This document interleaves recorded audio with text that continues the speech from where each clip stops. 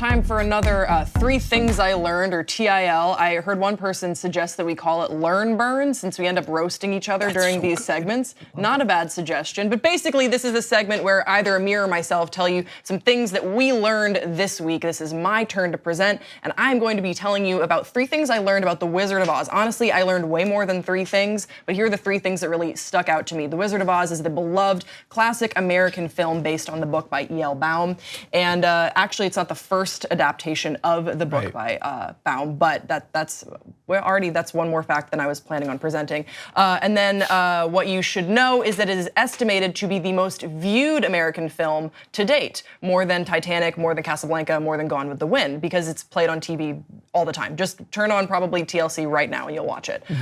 So here's some things that I learned. The first one was that asbestos was used as snow, which you super can't do anymore. It's very illegal, but not in the 19th century, the 20th century. Those who remember the famous poppy field scene in the 1939 MGM film The Wizard of Oz, in which Judy Garland played Dorothy Gale, fell asleep, will be appalled to know that the snow used in those camera shots was made 100% of industrial grade chrysotile asbestos, despite the fact that the health hazards of asbestos had been known for several years. They were just making it rain asbestos on sweet Judy Garland. That's crazy. Like, they didn't have like anything else they could have used other than asbestos. Nope. Lots of asbestos was actually used. Yeah, there was about a 70 or 80 years where it was primarily used. Is there any information on whether or not any of the people that were in these scenes or that inhaled the asbestos? That has been intentionally buried throughout history so that there are no complaints. And then the other thing that I learned, where's this? I found this awesome article. It's called Stormier Than Kansas. I found it from the Telegraph.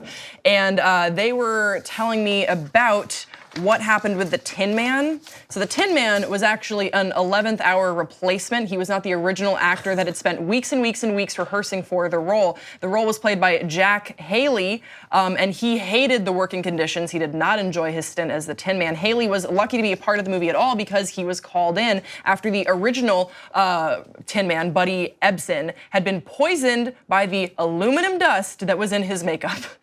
So Ebsen had— What a time to be alive. It gets worse. Dangerous chemicals and dusts everywhere. All the time. Ebsen had been rehearsing to play the Tin Man for 12 weeks. He had recorded all of his songs, but he ended up having to live in an iron lung, which is a footnote in Wizard of Oz history. And he said that the replacement, Jack Haley, said that it was actually awful. You couldn't have any fun while you were on the set because of the suit that he was in. He couldn't actually sit down. They had to have special stations that were constructed for him just to lean on. So he would have leaning stations throughout the set, and that was just about as comfortable as it could get. That's crazy. I would, just like a side thing, I would urge everyone to go look at the Wikipedia page for iron lung. It's just fascinating, the history of it and the use of it. And it's something we forget about. There's a surviving man that spends, I think, like 90% of his time in an iron lung. So there's like one final iron lung patient in the United States. That's a YouTube video as well that people can look up. And then there's another fact that I learned, and this is pretty outrageous. Toto the dog made more than any of the Munchkin actors. Are you surprised to hear that? No, I'm not. Not because of like the things that I do know about the Munchkin actors, and they were treated horribly on the set. I'm not surprised. Who gets that money? The owner? Margaret Pellegrini portrayed one of the Munchkins in the film. She said that she was paid $50 a week to work in Oz. Now, in 1939, that was a decent wage for a working actor. That wasn't so bad. The trouble is that the Dorothy's canine companion Toto was pulling in a whopping $125 a week. So that's a little awkward. And now specifically where that money went to, obviously the dog trainer. That doesn't go to Toto's account. Yeah. Toto doesn't have thumbs. Toto can't use that. Toto can't use that. I mean, you're serious. Like, so like, I do wonder, like, where did Toto spend the money? Does he go back to his doghouse, count the dollar bills? It's really something we should learn about. What sort of a doghouse was this dog living in? So I wanted to bring this up, and I don't know if you saw this during your research. There was always that legend of one of the Munchkins that hung themselves, and it was on the set and they couldn't cut it out. Is this true? It's not true. Okay, that's not It's not true. I wish I had those details in front of me. I know exactly what you're talking about, and I'm sure other people will know as well. Was this rumor, a conspiracy theory, that a Munchkin was disgruntled because of the very harsh working conditions on set and took their own life by hanging. And so during this one scene of the yellow brick road in the background, you can see if you like squint, it appears to be maybe a body that's swinging from a tree. It's kind of a blink and you miss it sort of thing, but that became the conspiracy of the dead Munchkin. And I remember my roommate in college took a deep rabbit hole during about whatever happened to this dead Munchkin. Now, if you really look into it, I believe that it has actually been proven to be a bird, because they had live animals on set to make The Wizard of Oz feel more alive. I mean, whatever happened on the set of The Wizard of Oz, it's insane. They went through like 4 directors. And so there was a lot of stuff going on, and they wanted to make the set feel alive. The Munchkins, those actors were bolstered by children in the background just to make it seem more alive. Yeah. And so no, there wasn't a Munchkin that hung themselves. That's great. And then news. they wouldn't take it down? Yeah, that's insane. Yeah, there would be like many movies about that. This was the rumor when I was like a kid, and they're like, yeah, they couldn't remove it because it was so expensive back then. So they had to leave it. Yeah.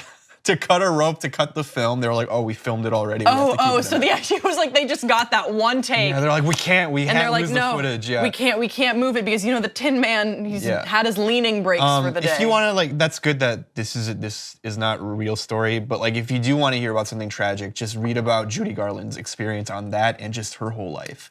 It's like really sad, and I very recently read her whole bio. And how she was mistreated at the hands of Hollywood back then. So in the worst ways. So I pulled some of these facts from, this is from Mental Floss, and fact number 15 is Victor Fleming slapped Judy Garland in order to finish a shot. Yeah. And that's just, and that's not even the most outrageous thing on here when it comes to her treatment. They also had to bind her breasts down to make her seem younger. Her hours were insane. They fixed her teeth. They wouldn't let her eat. They would give her drugs. They would only feed her chicken soup for some time, or like chicken broth for a time, so that she would drop weight. This is all way before there were any sort of regulations.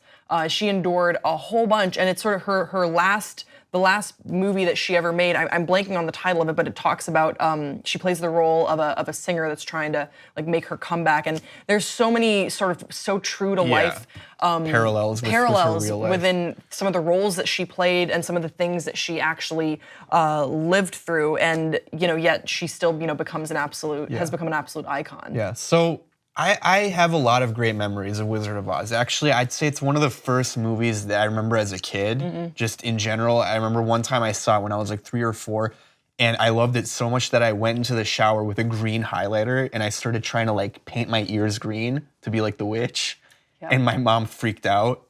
Like, that makes sense that you would do that. Yeah, it does. Like, I wanted to be like the witch. I thought it was so cool how she was all green. I'm like, this is how she did it, obviously. Just with highlighter. Well, they probably did use some harsh chemicals in that makeup as well. I think it's kind of interesting that The Wizard of Oz, despite what is so known and extensively reported on in its dark history, has transcended all that to become such a beloved American classic. Whereas there are many other movies that I think have been sort of tainted by what we know about what went on the set, but I think that for whatever reason, The Wizard of Oz has absolutely been safe from that. And I don't necessarily think that that's wrong. I just think it's sort of interesting, and it's worth sort of examining in the sense of what makes a movie transcendent and makes it become such a classic. I think, honestly, a lot of it has to do with the music. I think that music has this very transformative quality on people, and everyone can put their own experiences onto that. Somewhere Over the Rainbow is an anthem for everyone that's ever been through something.